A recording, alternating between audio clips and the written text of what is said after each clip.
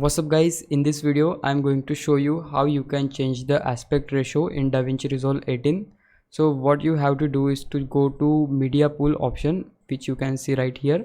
So you have to press on it, and after that you can see the timeline option right here. And in case if you won't be able to see that, you can simply click on this icon, and after that you can easily see the timeline option. And here you have to right click on it, and after that you will see the timeline setting option right here.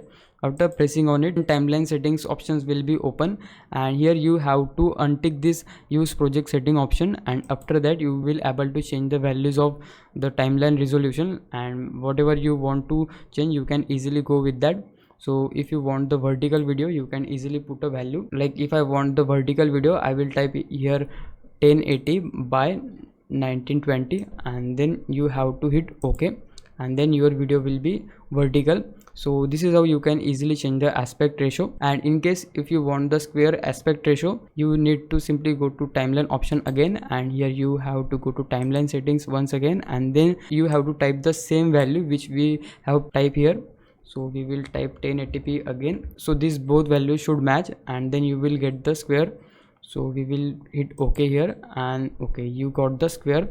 As you can see, if you want this video to be fit in this square, you have to simply press on the video, and then here place on inspector, and you can easily simply drag right, and you will able to zoom this video, zoom out, zoom in, whatever suits you, you can just do that. So this is how you can change the aspect ratio in Davinci Resolve 18. So if this video helps you, please consider subscribe my YouTube channel. Thank you so much for watching. Bye bye.